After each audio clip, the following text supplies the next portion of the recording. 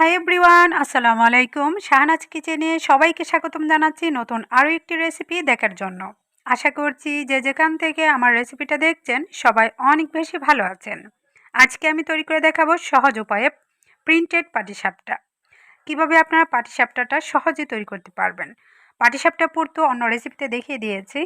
নিয়ে নিচ্ছি একটি ডিম, 3 চামচ পরিমাণ চিনি, সামান্য একটু লবণ দিয়ে ডিমটাকে ফেটিয়ে নিচ্ছি।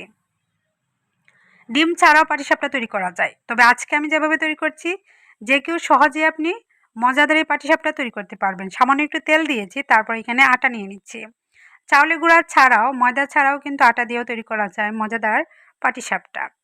4 কাপ পরিমাণ আমি আজকে এখানে আটা দিয়ে পাটিসাপটাটা তৈরি করব। আর হাতে স্পর্শ ছাড়াই গুটনির সাহায্যে গুটি গুটি আর অল্প অল্প পানি দিয়ে ব্যাটারটাকে তৈরি করে নিব।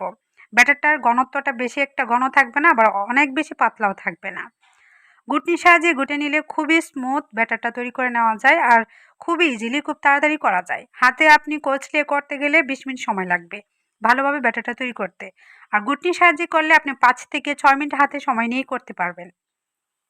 কালারফুল করার জন্য আমি 3টা বাটিতে আলাদা আলাদা সাদা নিয়ে তারপর হচ্ছে এখানে রেড ফুড কালার ব্যবহার করছি, তারপরে গ্রিন কালার, আবার আছে এখানে নীল কালার। তো 3টি কালার আমি আলাদা আলাদা করে নিচ্ছি। আপনার যে কালারটা দেখতে পছন্দ হবে আপনি আপনার পছন্দ অনুযায়ী কালার অ্যাড করে নিতে পারেন।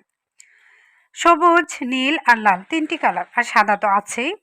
এখন আমি চলে আসলাম রান্নাঘরে। আমি একটি ফ্রাই প্যানে একটি তাওয়া বসিয়ে নিয়েছি। 2টার মধ্যে আমি 2টাতেই পাটিসাপটা তৈরি করব। একটার মধ্যে সাদা করব, একটার মধ্যে প্রিন্টেড করব। সাদা আর প্রিন্টেড মানে 2টার সমন্বয়ে হচ্ছে আজকে আমি এই ক্রিসা পাটিসাপটাটা তৈরি করে নিচ্ছি। আপনি চাইলে এক কালারও দিতে পারেন বা বিভিন্ন ধরনের একসঙ্গে মিশিয়েও দিতে পারেন। তো আমি চাচ্ছি সবগুলি হচ্ছে এলোমেলো গুল করে দিচ্ছি। আপনি চাইলে যে কোনো একটি বোতলে ভরে নিয়েও কিন্তু গুল করে আপনি পেঁচিয়ে জিলাপির পেঁচ দিয়েও কিন্তু পাটিসাপটা তৈরি করে নিতে পারেন। যার যেমন দেখতে বা বানাতে সহজ হবে সেভাবে বানিয়ে নিতে পারেন। আমি আমার যেভাবে সহজ মনে হচ্ছে সেভাবেই তৈরি করে নিচ্ছি। আশা করছি আজকের রেসিপিটা অনেকের কাছে ভালো লাগবে এবং অনেক বেশি উপকারে আসতে পারে। যারা কখনো তৈরি করেন নাই, আমার রেসিপিটা একবার দেখলে আপনি তৈরি করে নিতে পারবেন। কেমন রেসিপি পেতে চান অবশ্যই আমার ভিডিওতে কমেন্ট করবেন। আপনাদের কমেন্টের উপর ভিত্তি করে রেসিপিগুলি শেয়ার করার চেষ্টা করব। কে কোন জায়গা থেকে দেখছেন অবশ্যই কমেন্টে জানাবেন। ফেসবুক পেজ থেকে দেখে থাকলে আমার পেজটা ফলো দিয়ে রাখবেন। আর ইউটিউব থেকে দেখার পর সাবস্ক্রাইব যদি করে থাকেন অল বাটনে ক্লিক করবেন। অল বাটনে যদি ক্লিক না করেন তাহলে ভিডিও ছাড়ার সাথে সাথে নোটিফিকেশন আপনার মোবাইলে যাবে না। আর যদি অল বাটনে ক্লিক করেন নোটিফিকেশন সবার আগে আপনার মোবাইলে চলে যাবে। যখন ইচ্ছা তখনই আপনি আমার ভিডিওটা দেখে নিতে পারবেন। কথা বলতে বলতে দেখুন খুবই স্পিড বাড়িয়ে দিয়েছে এবং পিঠাগুলিও কিন্তু আমি তৈরি করে নিচ্ছি। প্রায় আমি 30টার মতো পিঠা তৈরি করেছিলাম, সাদা এবং প্রিন্টেড 2 ধরনের মিলিয়ে আমি তৈরি করে নিয়েছি। প্রিন্টেড পাটিসাপটার একটু সময় নিয়ে করতে হয়, যেহেতু কালারফুল কালারটা অ্যাড করতে হয়, তারপর সাদাও দিতে হয়।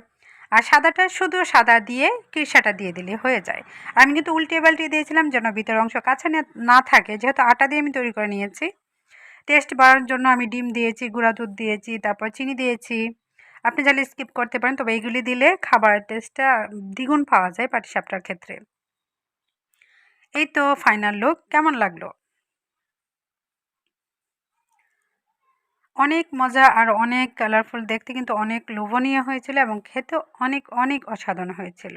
যারা কখনো খান নাই অবশ্যই রেসিপিটা ফলো করে খাবেন। শীতে কিন্তু এমন পিঠা খেতে ভীষণ ভালো লাগে।